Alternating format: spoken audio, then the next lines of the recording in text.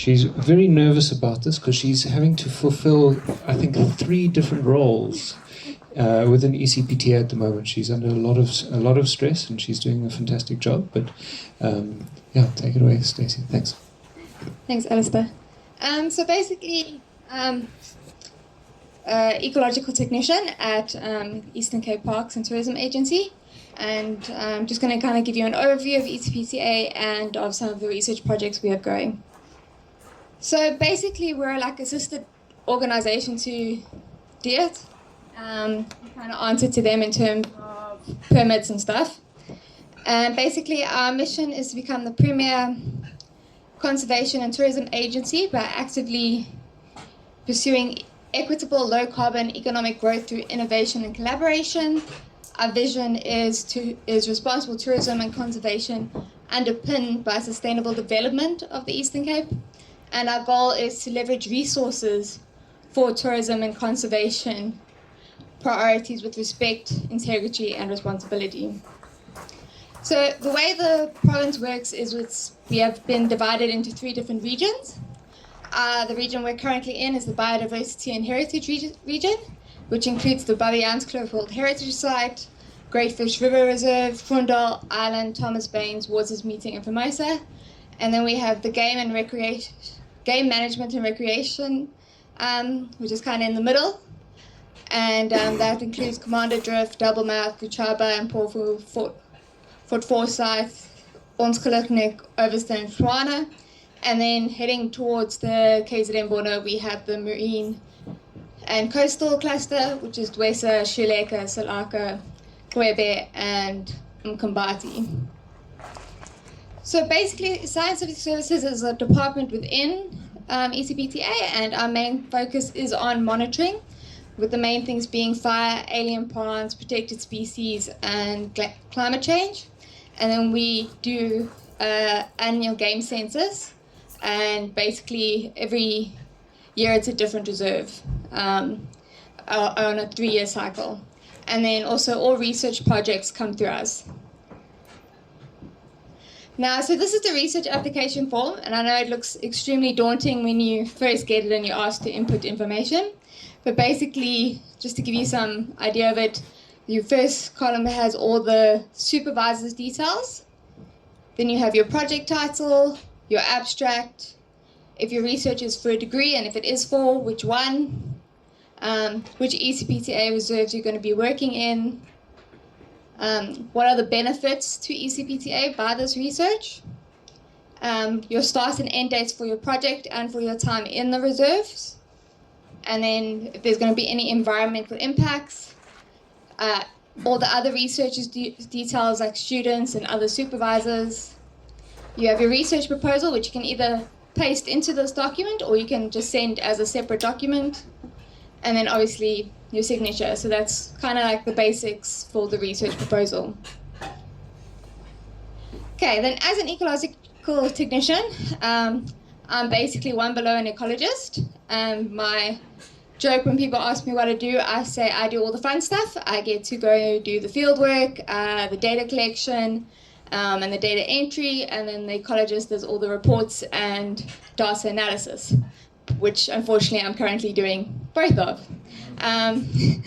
But my main thing is I'm a support unit for management and staff for the different reserves to help them in successfully reaching their APOs, and also just to help them where needed in terms of camera traps, data, vehicle, whatever they need. If I can help, I will help. My main focus is obviously alien plants and fire and priority species.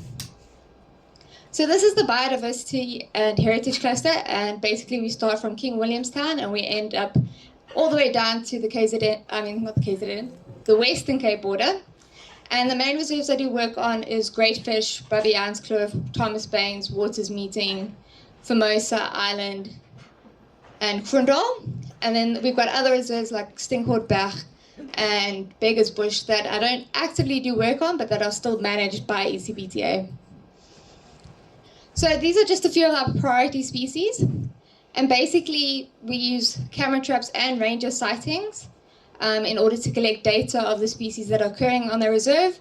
And each reserve has their own list of priority species that they will then send through to me monthly.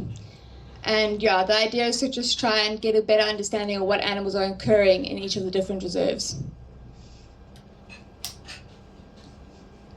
And then we go on to our protected plants. So we deal with obviously the proteas, the aloes, the cycads, the succulents. All of those plant species are also monitored. We then also, again, each reserve has their own list of priorities when it comes to plants. Fire is another major thing that we deal with. We've recently had a fire in Krundal that's been burning for a month. It started on the 6th of May and only ended at the beginning of this week.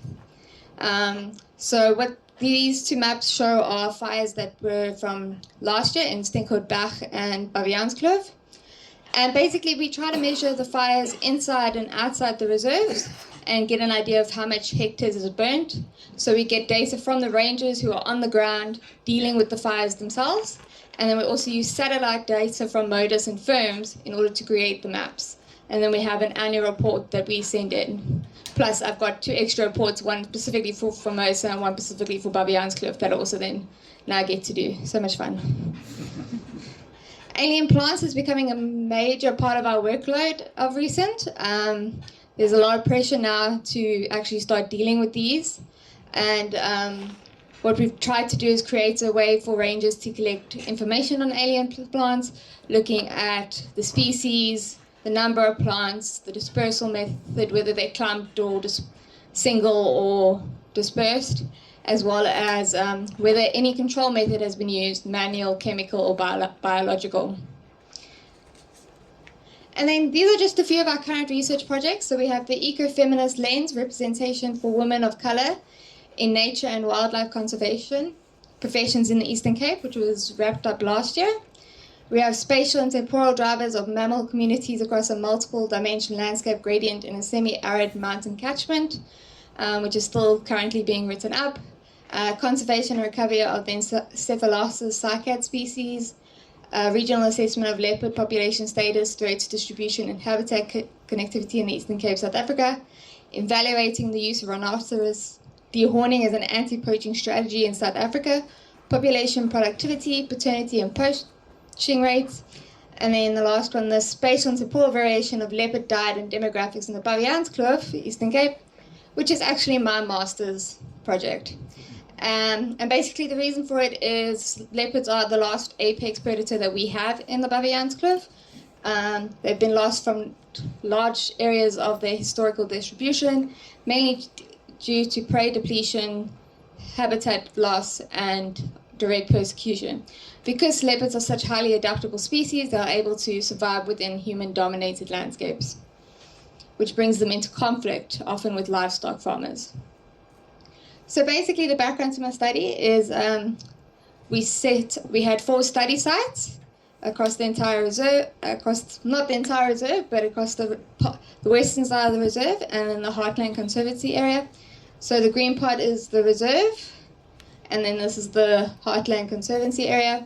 And the idea was to look at density and diet of leopards in the area. So we put camera traps up, and we got nice pretty pictures, and then I used the spot patterns to identify individuals so that I can then use spatially explicit capture-recapture model in order to determine density of leopards across the entire area. Then for our diet analysis, we collected scats. We only collected 2/3 as we didn't want to disrupt the territorial marking of leopards, and hair cuticle analysis was done in order to determine prey species. So a few of the preliminary results, as I've only just finished identifying all the leopards. So study area 1 had 13 identified, study area 2 16, study area 3 22, and study area 4 34. So basically study area 4 is the reserve. So as you can see, as we move further away from the reserve, we have less leopards were identified. And then in terms of the diet, 63 scats were collected, 47 in the agricultural area, 16 in the protected area, and we are planning on to collect more.